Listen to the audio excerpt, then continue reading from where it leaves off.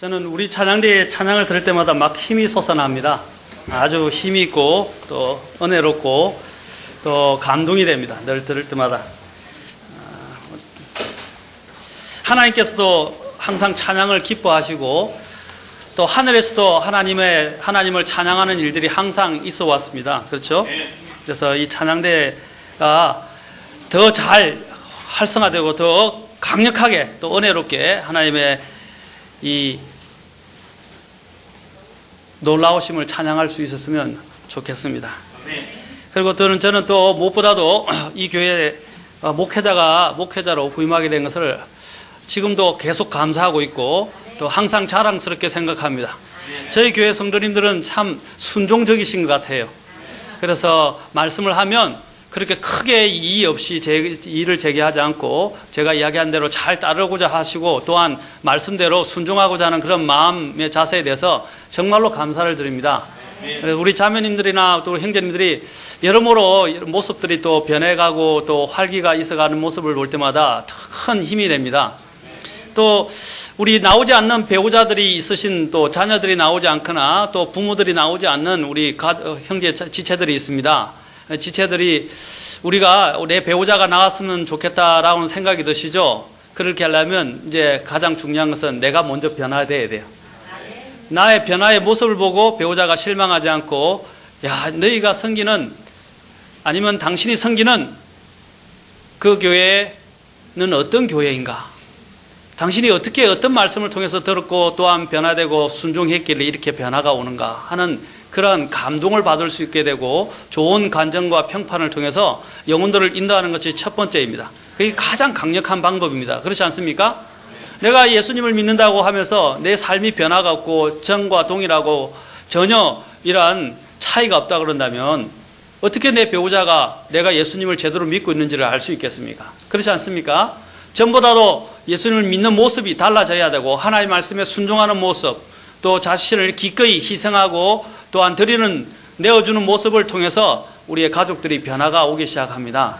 이 가족들이 제일 어려워요. 가족들을 인도하는 게 제일 어렵다고요. 그렇죠? 그 가족들은 말로 성경을 가르쳐서 성경을 보인다고 해서 변화되는 게 아니라 삶을 통해서 복음을 증거해야 합니다. 그러면 아마 분명히 효과가 있을 것입니다. 오늘 제가 또 같이 가정의 달인 만큼 가정과 관련해서 하나님의 말씀들을 준비했습니다. 먼저 우리가 말씀을 보기 전에 버핏이 이번에 최근에 워런 버핏을 아시죠? 이 버핏이 고백한 뉴스를 보고 저도 깜짝 놀랐습니다. 그는 굉장히 어려운 시절에 또 아주 투자의 귀재가 되어서 나중에는 엄청난 세계에서 가장 많은 돈이 많은 갑부 중에 한 사람이 되었습니다. 그래서 모든 사람이 그와 함께 대담을 나누고자 하고 또 정심을 먹기 위해서 엄청난 돈을 들여가면서 그와의 한 시간의 정심 약속을 하기도 하는 아주 대단한 사람입니다. 그런데 그가 이 신문에 이제 인터뷰를 통해서 강연을 하면서 이렇게 이야기한 부분들을 저는 나누고 싶습니다. 그 네브래스카 대학에 다니는 여대생이 이제 경제 전문지 포춘이 주최한 여성과 일이라는 주제 강연에서 세계적인 주식 투자자였던 워런 버핏에게 질문을 했습니다. 지금 위치에서 과거에 배운 교훈들을 돌아볼 때 성공을 어떻게 정의하시겠습니까? 하고 물었습니다. 그러자 버핏이 주저하지 않고 이렇게 대답했습니다. 어떤 사람들은 성공이란 원하는 것을 많이 얻는 것, 행복이란 많이 얻기를 바랄 수 있는 것이라고 생각합니다. 그리고 하나는 다른 하나를 반드시 포함한다고 느끼죠. 성공해야 행복하다고 느낀다는 의미입니다. 그런데 버핏이 뭐라고 대답한 줄 아십니까? 늙어보니까 인생의 성공은 돈이 아니더라 라고 이야기를 했다고 합니다. 그건 세계에서 최고 갑부 중에 한 사람입니다. 너무나 많은 돈을 벌고 인생에서 정말로 성공했다고 보여지는 사람인데 그가 결론을 내린 것은 늙어보니까 인생의 성공은 돈이 아니더라 하면서 한 가지 더 붙였어요. 하지만 내 나이 82세인데 이제 내 나이가 되면 말입니다. 당신이 사랑해 줬으면 하는 사람이 당신을 사랑해 주면 그게 성공입니다 라고 했습니다. 나를 사랑해 줬으면 하는 사람이 나를 사랑해 주게 되면 성공이라는 것이요. 돈을 많이 벌면 뭐 합니까? 서로 가족 간에 다툼이 있고 갈등이 있고 심지어 저는 완전히 집안이 찢어지게 되는 그런 경우들을 보게 됩니다. 전에도 이야기했지만 삼성의 재벌가의 딸도 자신이 원하는 부분을 이룰 수 없어서 결국에는 자살을 하고 말았지 않습니까? 그래서 대서특필되었습니다. 과연 행복이 무엇입니까? 우리도 지금 여기 보면 많은 그리스도인들도 돈을 쫓아가고 성공을 쫓아가고 번영을 쫓아갑니다. 그러나 세계 최고의 갑부가 이렇게 이야기했을 뿐 아니라 지난 시간에도 보았지만 전도서를 기록했던, 그리고 또한 시편 127편을 기록했다고 믿어지는 솔로몬 왕이 뭐라고 그랬습니까? 헛되고 헛되며 헛되고 헛되도다 라고 결론을 내렸습니다. 그리고 난 다음에 또 다른 마지막 결론은 무엇입니까? 주를 두려워하는 것이 주를 두려워하고 그분의 명령을 지키는 것이 사람의 본분이니라 라고 결론을 내리고 있습니다. 아멘. 여러분, 무엇이 행복입니까? 여기 있는 버핏도 마찬가지로 이야기하고 있고, 심지어는 모든 부귀영화를 누렸던 솔로몬조차도 뭐라고 말합니까? 인생의 많은 것을 누려보고 많은 것을 얻어주고 부귀영화를 다 누리고 권세까지도 가져봤고 심지어는 1000명이나 되는 첩을 아내들을 두었어요. 그런데도 어떻게 되었습니까? 그는 헛되다라고 했습니다. 그리고 결론은 하나님을 두려워하는 것, 그분의 명령을 지키는 것이 사람의 본분이다. 우리의 가정이 어떠한 가정이 되어야 하는 것을 오늘 이 말씀이 잘 이야기해 준다고 할 수 있습니다. 다 같이 오늘 보실 하나님의 말씀은 시편 127편 1절부터 3절까지, 그리고 또 한 구절 더 보겠습니다. 잠언 17장 1절입니다. 자, 두 가지 말씀을 같이 보도록 하겠습니다. 시편 127편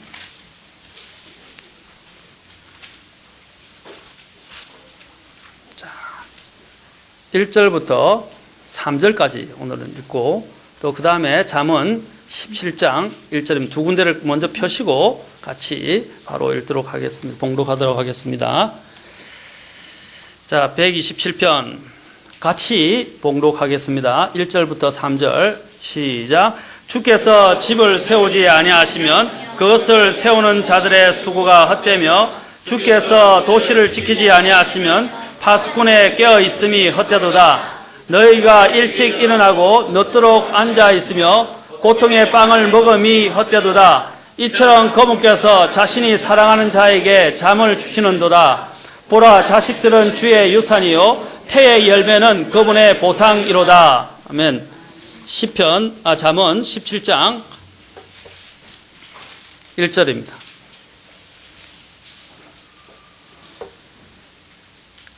시작. 마른 빵 한 조각만 가지고도 평안한 것이 희생물이 집에 가득한 채 다투는 것보다 나으니라. 아멘. 기도하겠습니다. 하나님, 정말 저는 부족합니다. 이 시간 저의 허물과 모든 연약함을 감추시고 하나님의 강력한 살아있는 말씀이 저희들 속에 메아리치고 저희들을 살리시고 저희로 강건하게 도와주시옵소서. 이 시간 주님께 온전히 의탁하며 예수님의 귀한 존함을 받들어 기도하옵나이다. 아멘. 앉으시겠습니다.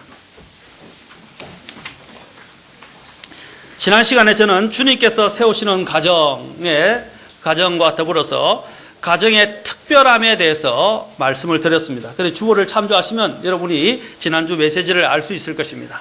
오늘은 저는 가정의 특별함뿐 아니라 가정의 중요성에 대해서 말씀을 드리고 싶습니다. 미국에서 어느 경건한 가정이 이 집의 주인은 예수님이시다라는 쓴 액자와 예수님의 또한 사진을 걸어놨다고 합니다. 여러분, 그러나 예수님 사진 거는 것은 이분의 실제적인 부분을 이야기하는데 예수님 사진 거는 걸 저는 원하지 않습니다. 제가 여러분들에게 권면드리고 싶어요. 예수님 사진 걸어 놓지 마세요. 예수님은 그 예술가들이 그린 모습하고는 전혀 다른 것입니다. 그것은 이전에 캐톨릭 화가들이 상상 가운데서 예수님을 아름답게 묘사를 했는데 예수님은 아름다운 분이 아니셨어요. 그분을 볼 때 허무할 만한 아름다움이 그 안에 하나도 없었다고 말하고 있습니다. 보통 사람과다가 똑같아서 다른 보통 평범한 사람과 구별을 못할 정도로 했고, 또한 주님께서는 십자가에 가셨을 때는 엄청나게 많이 상하셔서 형체를 정말 알아볼 수 없도록 상하셨다고 말하고 있습니다. 예수님의 얼굴은 머리 길고 금발이고 아주 멋있고 목이 길고 이목구비가 뚜렷한 그런 분이 아니었다는 것을 기억하시고, 예수님의 사진을 그렇게 걸어놓지 마십시오. 어떤 이렇게 미국의 독립신예교회 선교사님 중에는 이런 말을 하더라고요. 존이라 이야기합니다. 존을 걸어놓지 말라 그래요. 존이라는 것은 미국에 이 평범하게 잘생겼다고 생각되어지는 사람을 대명사가 존이에요. 존. 그래서 요한이라는 사람을 붙여놓지 말라 이렇게 이야기했어요. 예수님은 그런 형상으로 예수님을 이미지화 시키지 마시기를 바랍니다. 그 대신 이런 거는 좋아요. 이 집의 주인은 예수님이시다. 바로 이 미국의 어느 경건한 가정이 이렇게 걸어놨습니다. 식사 때에도 예수님의 자리가 식탁의 상자에 있고, 가장 좋고 아늑한 방에 주님의 방을 놔놨고, 그곳에서 개인 혹은 가족으로 모여서 기도와 가족 예배를 드린다고 합니다. 그가 사장인 그의 회사 중력실에도 사장 자리는 예수님이고, 주식의 51%를 법적으로 주님의 소유로 해놓았다고 합니다. 또 각자 수입의 11조를 드리는 것은 물론 시간조차도 하루에 시간에 11조 해서 시간조차도 1시간 이상을 성경 공부와 기도에 바치고 일주일에 3일은 주님을 위해서 반드시 쓴다고 합니다. 그의 집이 교회이고 그의 직장이 교회와 같았습니다. 그는 자녀를 많이 두었고, 아들이 아들이 셋이고 딸이 넷인데, 넷째 아들만 의사하고 5 자녀와 사이까지 모두 목회자와 전도자가 되었다고 합니다. 그의 전 재산은 유언으로 이미 몇 개의 선교 기관에 바쳐졌다고 알려지고 있습니다. 바로 우리의 주인이, 우리 가정의 주인은 누가 되어야 합니까? 또한 우리 인생의 주인은 누가 되어야 합니까? 또 내가 살아가는 나의 중심에는 누가 있어야 합니까? 오늘 바로 이 경건한 부유한 부자의 이러한 신앙을 본받아서 우리 또한 그러한 모습으로 주님을 중심에 두었으면 좋겠습니다. 오늘 본문에 있었던 것처럼 주께서 집을 지키지 아니하시면 이라고 말씀하고 있습니다. 주님께서 집을 지키시고 주님이 가정의 중심이며 가정의 주인이 되어야 합니다. 하나님께서 세상과 인간을 창조하신 후에 가장 최초로 만드신 기관이 바로 제도가 가정이라고 말씀드렸습니다. 신약에서는 교회라고 말씀드렸죠. 그리고 지난번에 제가 말씀드린 것처럼 예수님께서 오셔서 첫 번째 기적을 어디서 행하셨다고 말씀드렸습니까? 가나의 혼인식에서 첫 번째 기적을 행하셨다고 말씀드렸습니다. 이것은 주님께서 왜 첫 번째 기적을 가나 혼인식에서 행했는가? 바로 하나님께서 제정하신, 그리고 하나님이 이끌어 주신 가정이라는 제도를 축복하신 것이고, 가정을 이루는 그 결혼을 가장 복되게 하신 것입니다. 그래서 가정은 그 어느 것보다도 중요한 것이라는 것을 말씀드리고 싶습니다. 2012년 혼인 이혼 통계를 보게 되면 이혼율이 35%에 육박한다고 나와 있습니다. 이것은 물론 단순 이혼율입니다. 이것은 전체 이혼율이 아니고 결혼하는 혼인신고를 하는 결혼하는 가정에 비하여 이혼하는 숫자가 얼마나 되는가를 대비한 것이에요. 그래서 35%면 상당히 많은 것입니다.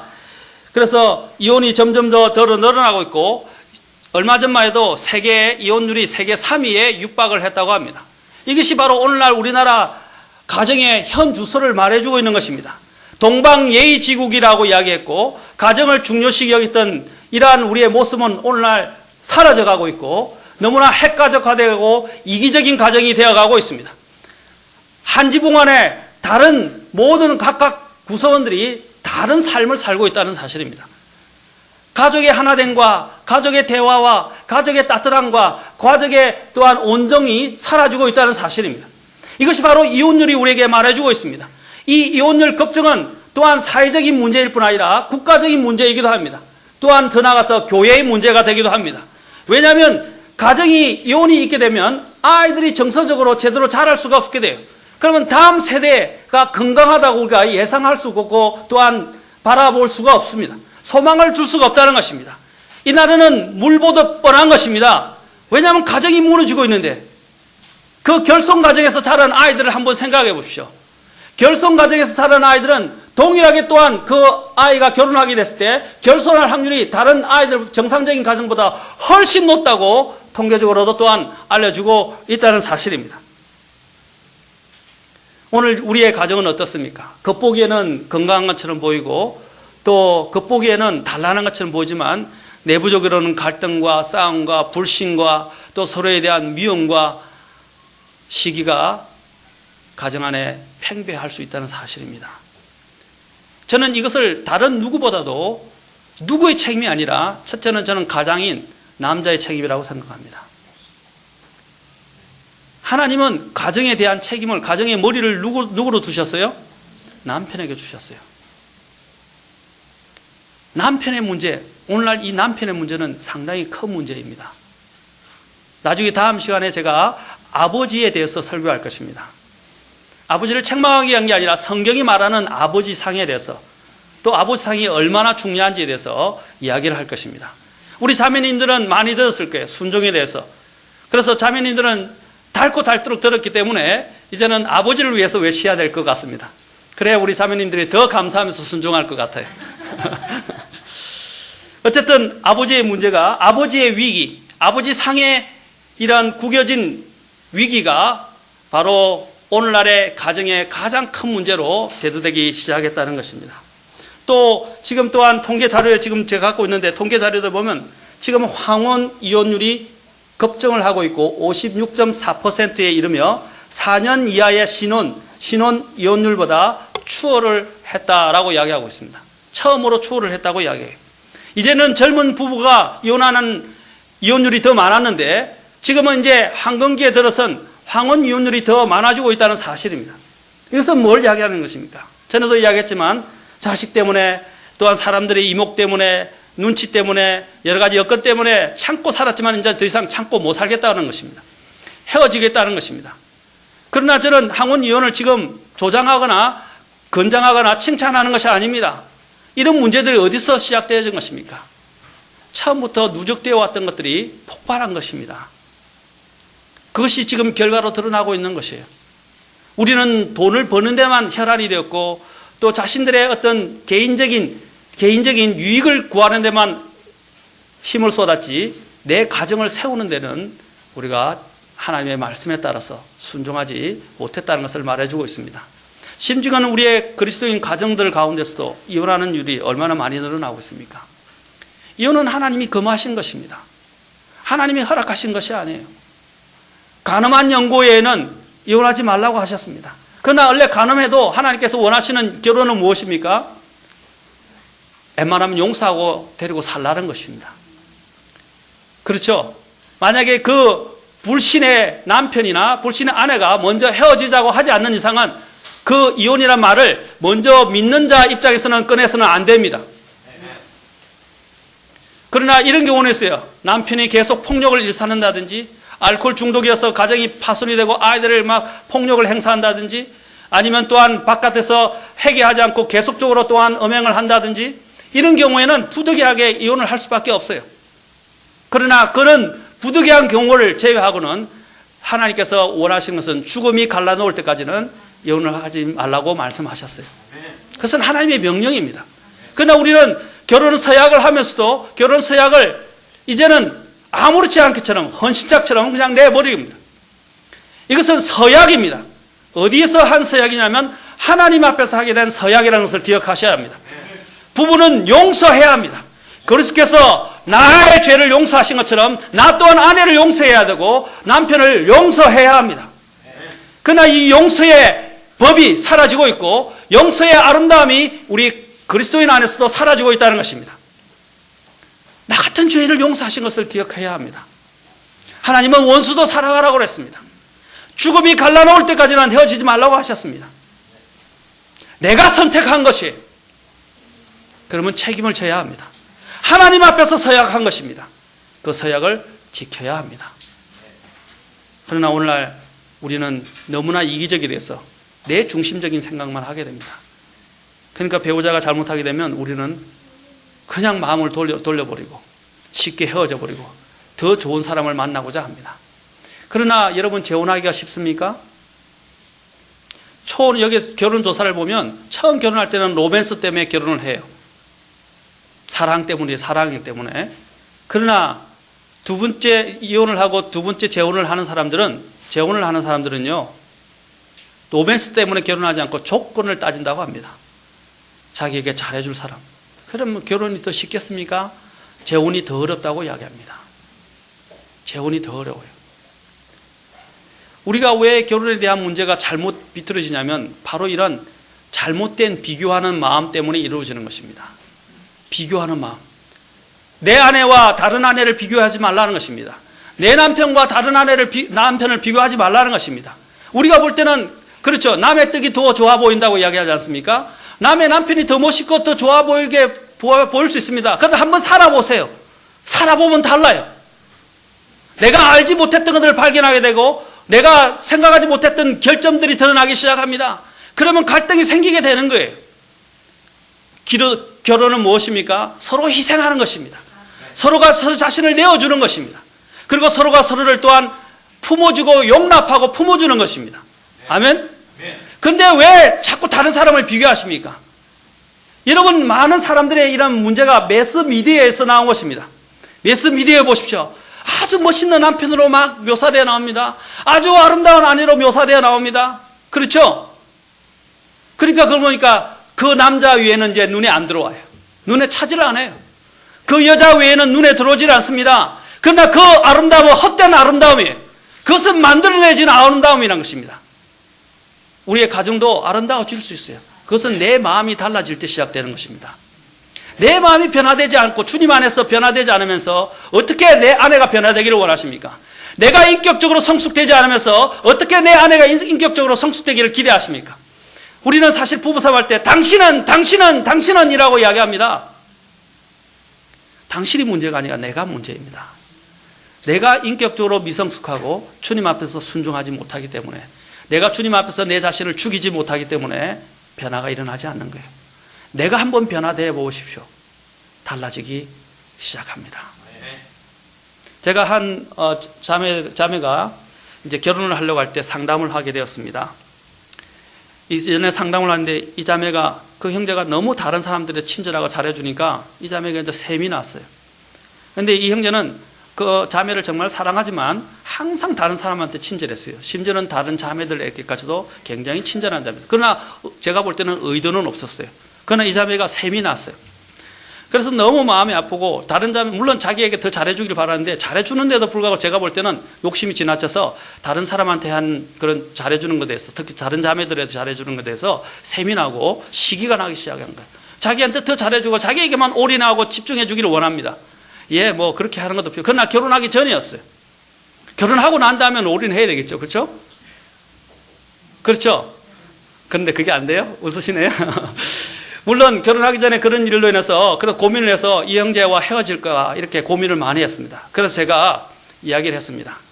여러 가지 또 그것 때문에 싸움도 일어나고 갈등이 나서 한 가지 제가 예화를 들려주고 그 다음부터 당신이 결정하라 라고 그랬어요.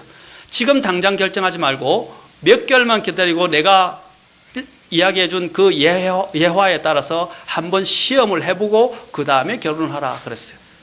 그 다음에 결정하라 그랬어요. 그래서 제가 한 예화를 들렸습니다. 한 고부간의 갈등에 대한 문제였습니다. 한 시어머니와 며느리가 엄청난 갈등을 가지게 돼서 서로가 원수 관계가 되었어요.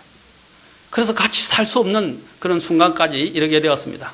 그러나 그때 그 당시에는 이혼이라는 것은 생각을 할 수가 없었기 때문에, 그래서 어떻게 하면 이 시어머니를 죽일 수 있을까 늘 그 궁리만 했어요. 그래서 도저히 안 돼서 자기가 개인적으로 잘 알고 있는 한 한의사를 찾아갔습니다. 한의사를 찾아가서 제가 이 어머니를 죽이고 싶은데 그 정도로 믿고 정말 마음이 아프고 상처가 많은데 어떻게 해야 이 시어머니를 죽일 수 있겠습니까? 그러나 표가 나면 안 되니까 서서히 아무도 모르게 죽일 수 있는 극약 처방을 좀 해주십시오 라고 이야기를 했습니다. 그러자 그 한의사가 이제 있습니다. 비법이 있죠. 그러나 비법이 이것은 쉬울 수도 있지만 어려울 수도 있습니다 하니까 어떤 것이든 좋습니다. 시어머니만 죽는다면 저는 무엇이든 하겠습니다 라고 이야기를 했습니다. 그러자 한의사가 비법을 가르쳐줬습니다. 내가 이 약을 조제하면서 이 약을 줄 테니까 지극정성으로 6개월만 다려서 먹이면 서서히 어머니가 죽어가는 것을 보게 될 것입니다. 아, 하겠습니다 하는 거예요. 그 대신 마음을 다하여 지극정성으로 하셔야 됩니다. 진심으로 하셔야 돼요. 그러니까 예, 그렇게 하겠습니다. 지극정성으로 어머니가 죽기를 바라면서 정성으로 하여튼 다 하라는 거예요. 그래서 어떻게 하면 한약을 조제해서 너무 지극정성으로 한약을 다려서 어머니에게 드리기 시작했어요. 그러나 뜬금없이 이 며느리가 한약을 정성껏 조제해 오니까 이 시어머니가 이 여자가 미쳤나 이렇게 생각을 했어요. 이 아이가 미쳤나 생각했어요. 그런데 그게 3일, 일주일 계속 지속되고 어머니한테 잘하는 거예요. 아, 내가 좀 잘못 생겼다. 이 아이가 이런 아이가 아니었는데 마음이 달라졌나. 또 그게 한 달, 2달 되기 시작하니까 어떻게 해요? 이제 시어머니 마음이 녹기 시작하는 거예요. 그러니까 어떻게 되냐면 이제 3개월 때 되니까 이제 시어머니가 마음이 완전히 달라졌어요. 그래서 며느리를 이제는 며느리가 나를 위해서 이렇게 헌신하고 나에게 좋은 약을 먹여서 나에게 이렇게 진정으로 대하는 태도를 보고 감동을 받은 나머지 이제 시어머니가 며느리에게 잘해주기 시작을 했어요. 잘해주기 조금씩 나아지기 시작해요. 행동이 고쳐지고 시어머니를 며느리를 존중하고 또 잘 사랑으로 보살펴주기 시작했습니다. 그러자 이제 5개월쯤 되니까 이제 시어머니 때문에 이 며느리가 감동이 된 거예요. 아, 이제 한 달만 더 약을 더 먹으면 우리 시어머니는 죽게 되는데 이거 어떻게 하나, 큰일 났다. 이제 알고 보니 시어머니가 나쁜 사람이 아니었고 정말 좋은 분이었고 이렇게 나를 사랑하는 분이었구나 하고 마음이 달라지기 시작한 거예요. 그래서 다시 한의사를 찾아갔어요. 한의사님, 제가 시어머니에게 말씀드린 대로 했는데 이제 시어머니가 좀 죽을 날이 얼마 안 남았는데 지금 보니까 시어머니가 나쁜 사람이 아니었습니다. 정말 좋은 분이었고 제가 정말 몰라봤었습니다. 지금은 둘도 없는 좋은 분이라는 것을 알게 되었습니다. 어떻게 하면 이것을 돌이켜서 살릴 수 있습니까? 라고 이야기하니까 이제 한의사가 또 비법이 있지요. 하니까 그럼 어떤 비법입니까? 하니까 다시 약을 조제해서 6개월만 또 지극정성으로 다려서 이 약을 먹이기 시작하면 해독이 되고 살아날 것입니다. 그래서 또 6개월 동안 정성으로 다려서 그 약을 주기 시작했습니다. 그러니까 이제 시어머니의 마음도 돌아선 터에 어떻게 해요? 며느리 마음도 더 지극정성으로 변하기 시작하고 또 며느리에게 더 감동을 받은 나머지 시어머니가 이제 딸처럼 며느리를 여기기 시작하면서 둘이 사이가 좋아지기 시작하는 거예요. 그래서 나중에 두 개가 화해하게 됐고 둘도 없는 관계에 이르게 되었다고 이야기합니다. 그래서 화목하게 되었어요. 그래서 나중에 한의사를 찾아가서 그 비법을 물어보고 이 안에 어떤 독이었습니까? 물어보니까 그 안에서는 어떤 독도 없었습니다. 바로 미움의 독 위에는 없었던 것입니다. 한의사가 지혜롭게 처방을 한 것이죠. 마찬가지입니다. 제가 그 예화를 들려주고 난 이후에 이 자매가 제가 그래서 네가 그 형제에게 다른 말하고 불평하지 말고 바가지 끌지 말고 그 형제에게 6개월만 열심으로 형제에게 잘해줘 봐라. 그러면 형제가 달라지게 보이고 너가 달라진 것을 보게 될 것이다 라고 이야기했습니다. 그 청년이 이제는 제 말대로 형제가 뭘 하든지 어떻게 하든지 항상 감사하고 친절하게 대하고 상냥하게 대하고 잘 대해주기 시작하니까 형제가 더 마음에 감동이 돼서 더 잘해주기 시작하는 거예요. 그래서 결국에는 결혼을 하게 되었습니다. 그 다음에 그래서 어떻게 하면 이전에 있던 제 교회에 집사 가정이 되었어요. 바로 이러한 모습과 같은 것입니다. 우리가 어떠한 마음으로 내가 드려지냐에 따라서 달라집니다. 먼저 내가 변화되어야 돼요. 먼저 내가 변화되어야 돼요. 다른 사람이 변화될 것을 생각하지 마십시오. 내가 변화되면 어떻게 해요? 다른 사람도 변화됩니다. 잠언 16장에서 뭐라고 말씀하십니까? 너가 주를 기쁘시게 하면 주께서 너의 모든 원수와도 더불어 화목하게 하느니라. 아멘. 우리가 하는 일이 우리가 주님을 기쁘시게 하면, 자, 잠언 16장 잠깐 볼까요? 아까 읽었던 그 17장 바로 앞에 있죠? 16장 7절. 사람의 길들이 주를 기쁘게 하면 그분께서 그의 원수들까지도 그와 화목하게 하시느니라. 아멘. 사람의 길들이 주를 기쁘게 하면 그분께서 그의 원수들까지도 그와 화목하게 하시느니라. 내 원수가 남편일 수 있어요. 내 원수가 아내일 수 있어요. 내 원수가 내 자녀들일 수 있어요. 그러나 어떻게 해요? 내가 달라지고 내가 주님을 기쁘시게 하게 될 때 하나님께서 개입하시게 되고 하나님이 역사하셔서 사람의 마음을 변화시킵니다. 먼저 내 마음을 변화시키기 시작하실 것이고 내 마음이 변화되는 모습을 통해서 내 자녀나 내 남편이나 내 아내가 변화되게 될 것입니다. 결혼은 가정의 생활은 희생입니다. 어머니의 사랑은 근본적으로 희생이라는 것에 있습니다. 무조건적인 희생입니다. 가정에서는 희생하는 것이 필요해요. 자기의 편익과 유익을 구하기 시작하면 가정은 깨어지기 시작합니다. 오늘날 이혼율이 높은 그 이유들은 무엇입니까? 이기주의입니다. 이기주의. 내만 생각하는 거예요. 아내가 아무리 힘들어도 신경 쓰지 않습니다. 내만 생각해요. 내만 편하면 된다고 남편들이. 내가 이만큼 돈 벌라고 고생했으니까 아내는 무조건 나를 섬겨야 된다고 생각하는 사람. 또한 아내들도 마찬가지입니다. 남편들이 무조건 나에게 해줘야 된다고, 나를 사랑해 줘야 된다고, 무조건 전적으로 나에게 올인해야 된다고 생각하는 것입니다. 예, 물론 마음으로는 올인해야 합니다. 그러나 현실적으로는 그건 쉽지 않습니다. 그것을 어떻게 받아들이는가 하는 것입니다. 자기만 생각해 주기를 원하는 거예요. 아이들도 마찬가지입니다. 이런 이기주의가 가정을 파괴하고 있습니다. 두 번째는 물질 만능주의가 가정을 파괴하고 있습니다. 물질이 최고예요. 돈이 최고입니다. 여러분 아까 버핏에 대해서 말씀드렸죠? 돈이 행복의 조건이 아니었다는 것을. 죽을 때 되면 후회합니다. 사람이 다 죽을 때 되면 진짜 무엇이 귀중한 것인지를 발견하게 됩니다. 돈벌레가 되지 마십시오. 일벌레가 되지 마십시오. 돈을 조금 덜 벌더라도 가정을 세우는 가장이 되시고 가정을 세우는 자매님들이 되시기를 바랍니다. 아멘. 아까 그랬죠? 희생물이 가득하고도 어떻게 다투는 것보다 마른 빵 한 조각만 가지고도 평안한 것이 더 낫다라고 말씀하고 있습니다. 왜 자문이 이 말씀을 하셨을까요? 가난할 때는 웃음이 있었고 행복이 있었어요.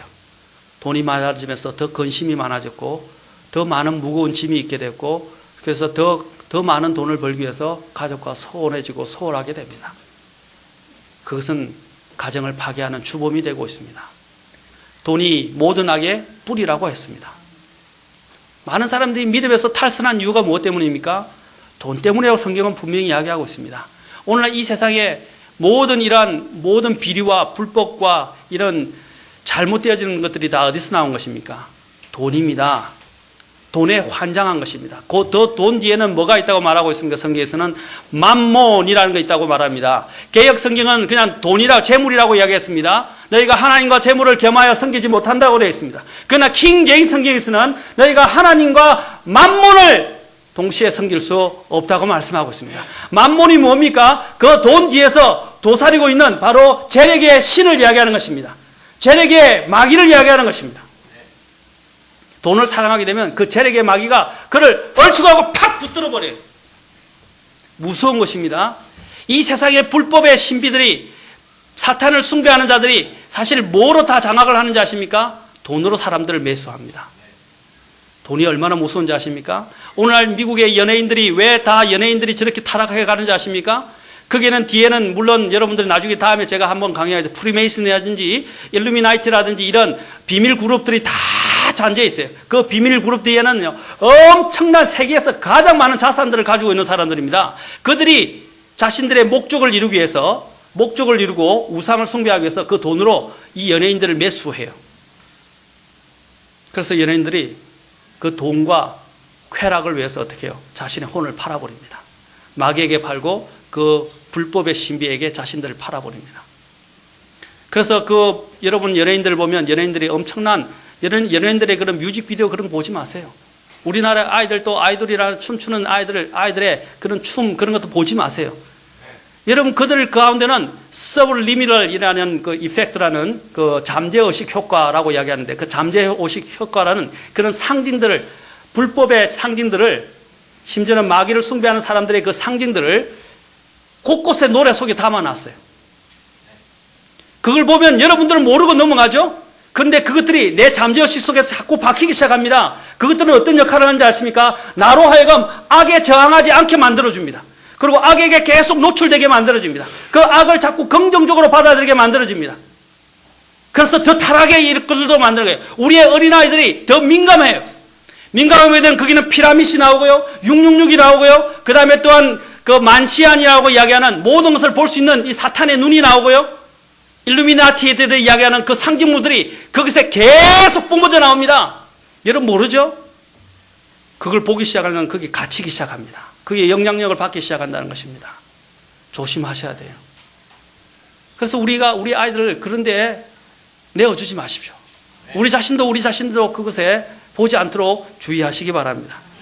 이러한 물질 만능주의들이 바로 우리 가정 안에 팽배함으로 인해서 결국 가정의 화목과 단란을, 평안을 잃어버리게 된 것입니다. 보십시오. 희생물이 집에 가득한 채 다투는 것보다 나으니라.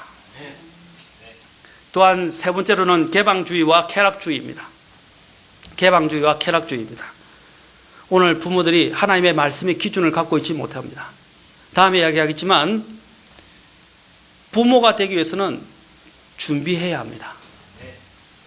오늘날 결혼하는 상대들을 보면, 청년들을 보면 부모가 되기 위한 준비가 안 되어 있어요. 결혼을 위한 준비도 안 하지 않고 부모가 되는 준비도 하지 않은 채 결혼을 합니다.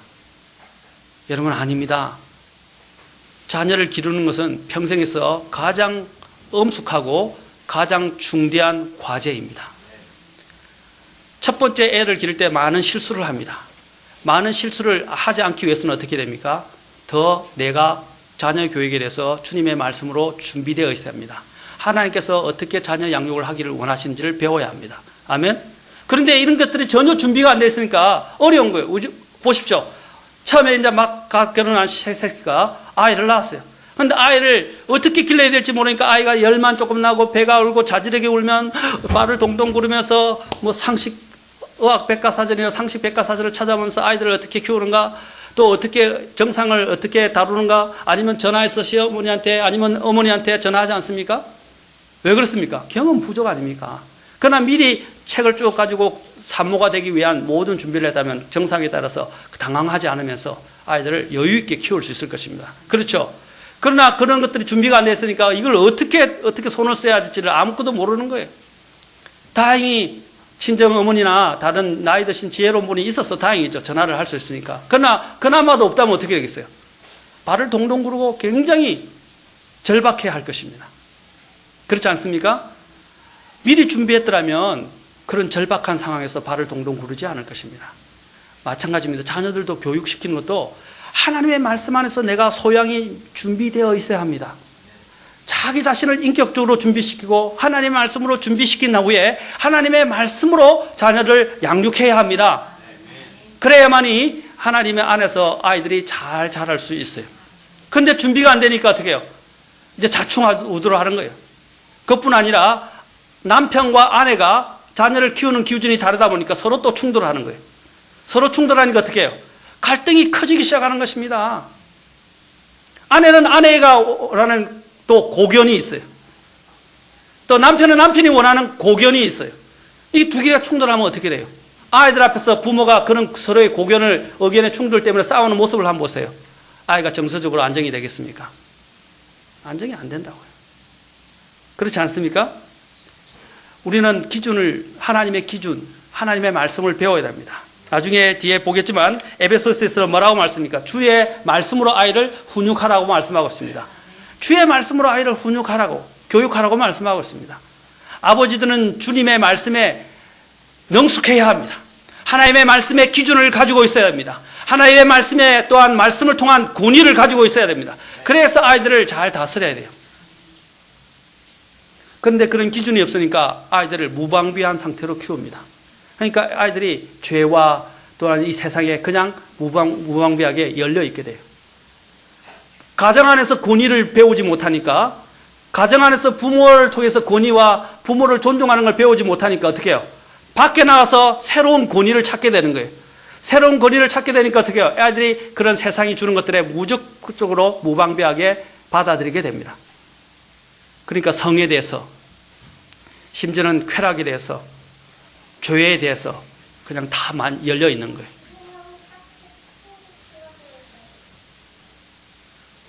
웬만하면 가정에 TV를 치우십시오. TV를 여러분 리모컨을 쥐고 볼 수 있으면 하십시오. 또 어른이 돼서 서로 통제할 수, 그러나 아이가 있을 때는요, TV를 가급적이면 아이들 앞에서 안 보는 것이 좋습니다. 이 TV 안에는 거의 해악이 대부분입니다. 물론 뉴스 같은 거나 다큐멘터리 좋은 것도 있을 수 있습니다. 물론 건전한 것들도 있을 수 있어요. 그러나 대부분이 보면 다 해악을 끼칩니다. 그것을 일명 풀 박스라고 이야기하지 않습니까? 바보 상자라고 이야기합니다. 사람이 바보 돼요. 제가 여기도 지금 안 갖고 왔는데 TV를 1시간 더 보면, 젊은 나이에 TV를 1시간 보면 25분의 수명이 단축된다 하고, 45분인가 25분인가 제가 칼럼을 가지고 있어요. 저는 이 뉴스 칼럼을 잘 이렇게 모아 놓습니다. 그게 그렇게 나왔어요. 1시간을 더 텔레비를 시청하면 25분인가 45분인가 그래요. 수명이 단축된다 이렇게 되어 있어요. 실제 조사 보고에 나온 것입니다.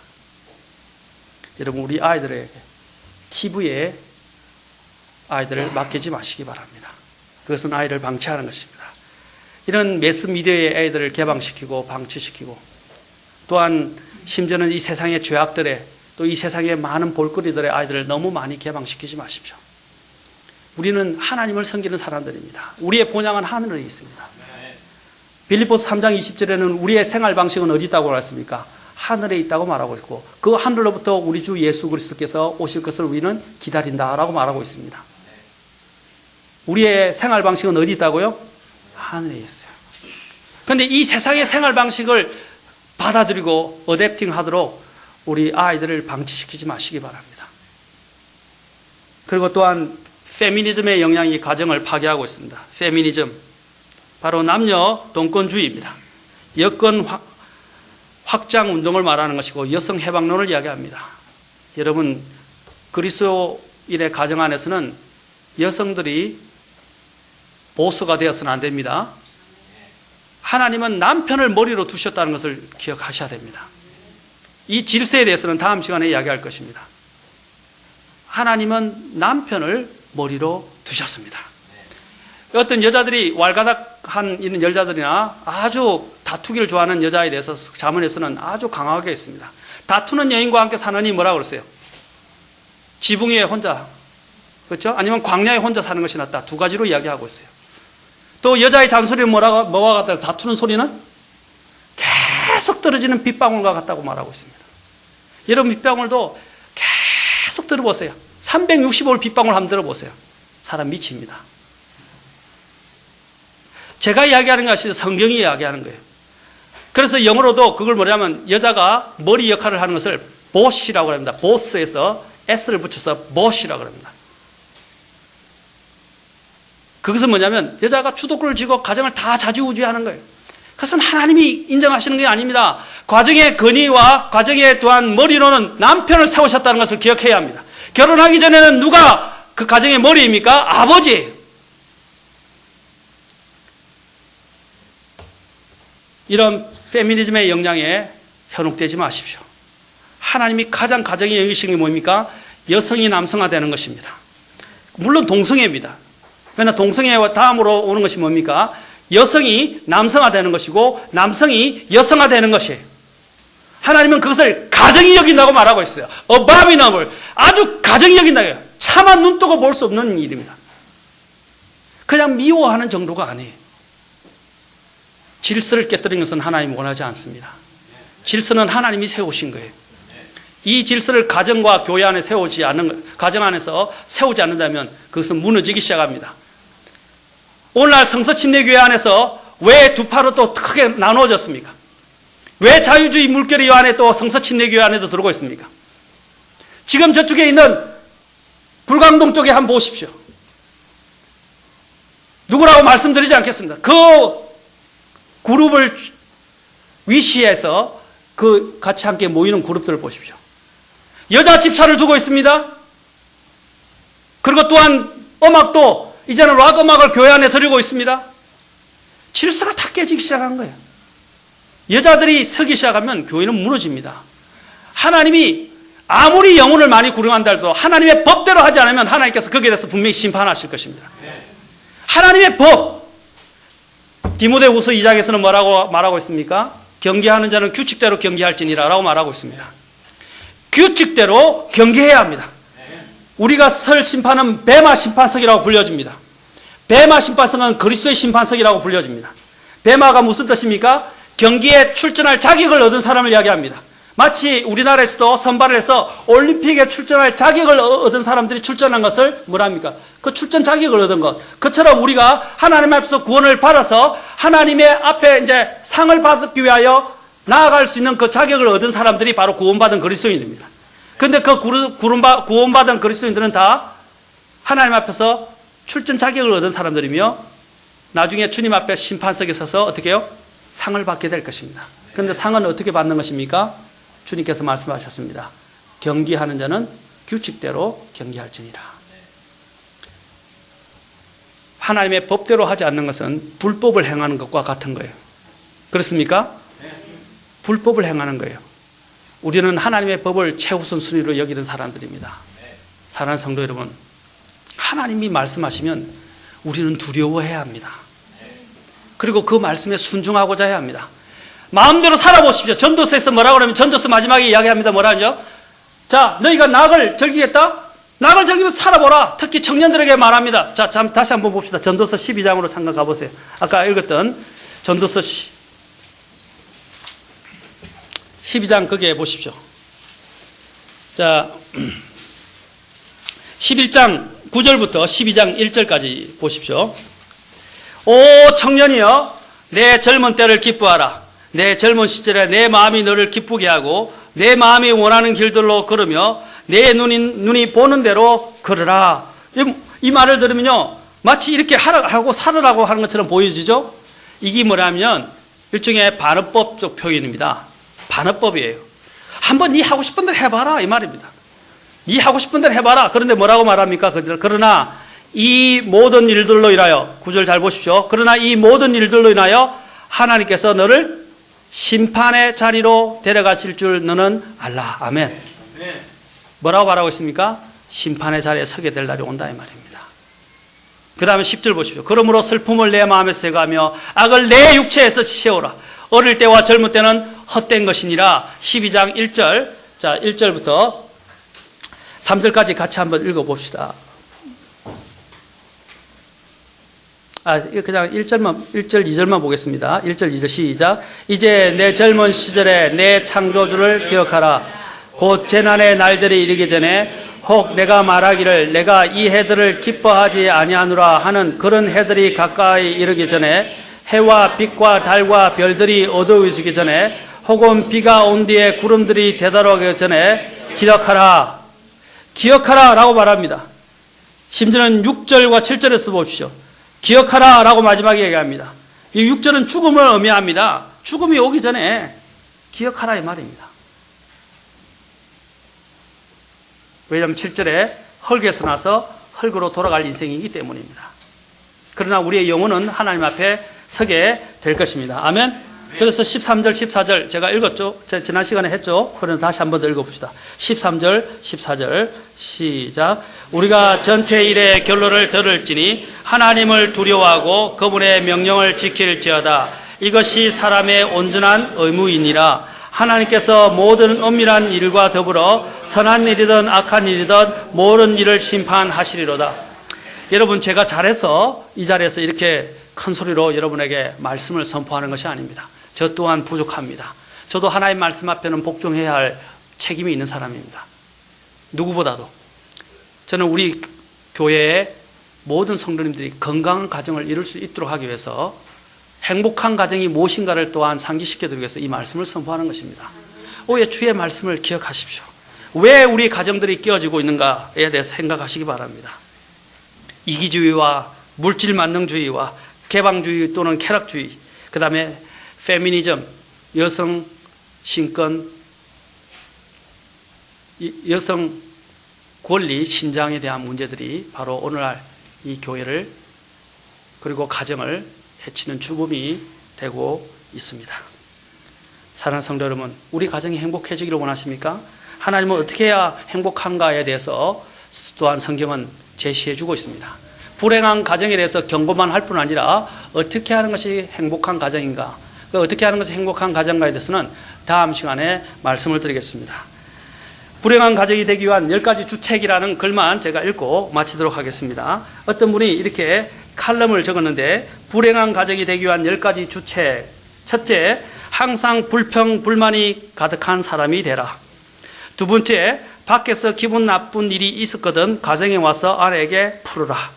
세 번째, 돈은 쓰라고 있는 것이니 실컷 쓰거나 죽자고 마음을 먹어라. 네 번째, 지금이 항상 최악의 상태라는 강박관념 속에서 한숨만 쉬고 있으라. 다섯 번째, 교회에 다닐 시간이 있거든 잠이나 푹 자라. 여섯 번째, 여자란 팽이처럼 때려야 잘 돈다는 생각으로 사흘에 한 번씩 괴롭혀라. 일곱 번째, 미래는 공상으로 즐기고 과거 속에 자신을 파묻고 살라. 여덟 번째, 남의 눈치 볼 것 있나 나만 위해 모두를 희생시키라. 아홉 번째, 집안일은 아내의 몫이니 손 하나 까딱하지 말라. 열 번째, 우리는 애당초 잘못된 만남이었다고 자꾸 말하라. 이것은 불행한 가정으로 가는 지름길이라고 할 수 있습니다. 사랑하는 성도 여러분, 우리 그리스도인들은 이렇게 살아서는 안 되겠죠? 우리 그리스도인들의 입에서는 감사가 나와야 돼요. 아멘. 서로 덕을 세워주는 은혜스러운 말들이 나와야 합니다. 아멘. 우리 교회 많이 달라졌어요. 성도님들이 말이 달라지셨어요. 말들이 절제되어지는 것을 보고요. 말이 더 은혜스럽게 변한 것을 저는 실제로 많이 목격했습니다. 감사할 뿐입니다. 저 또한 그렇게 나설 것입니다. 우리 집에서 또 저희 집사람이 저의 정인이고 목격자입니다. 이전보다 제가 말이 많이 순화되었어요. 집에서. 실제로 우리 아이들도 정인입니다. 여러분, 저도 또 이 교회 안에서 말씀은 강하게 선포하지만 항상 은혜롭게 말하고 덕이 되는 말들을 하고 여러분들을 칭찬하고 항상 감사할 것입니다. 여러분도 그런 마음으로 살아간다면, 우리 가정에 감사가 넘치게 된다면 불평할 게 뭐 있겠습니까? 모든 것에 만족하지 않겠습니까? 그럼 만족하게 되면 행복이 거기서 시작되는 것입니다. 아멘. 주님이 우리의 마음의 주인이라는 사실을 항상 기억하십시오. 그러면 가정은 건강하게 될 것입니다. 기도하시겠습니다.